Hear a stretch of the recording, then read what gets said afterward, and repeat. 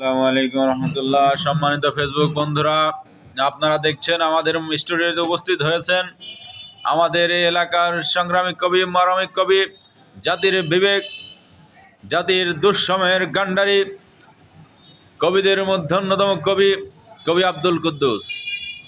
আজকে উনি একটি বিপ্লবী কবিতা নিয়ে আসছেন। আসসালামু আলাইকুম।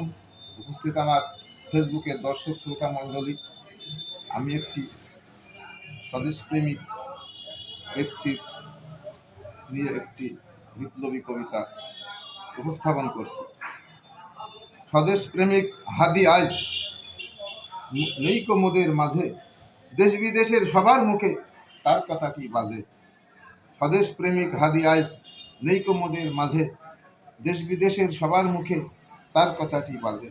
অন্যায়ের বিরুদ্ধে আজকে যেই দাঁড়ায় রুখে, আড়াল থেকে গুলি এসে লাগে তার বুকে, লাগে তার বুকে।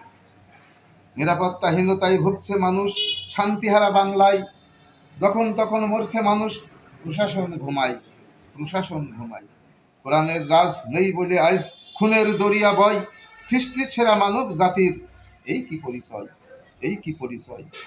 হাদির বিচার করতে হবে সরকারকে জানাই, হাদির বিচার করতে হবে সরকারকে জানাই। সৎ লোকের হাতে দাও রাজ্য শাসন ভার, সৎ লোকের হাতে দাও রাজ্য শাসন ভার, তবে তো বন্ধ হবে অন্যায় অবিচার, তবে তো বন্ধ হবে অন্যায় অবিচার।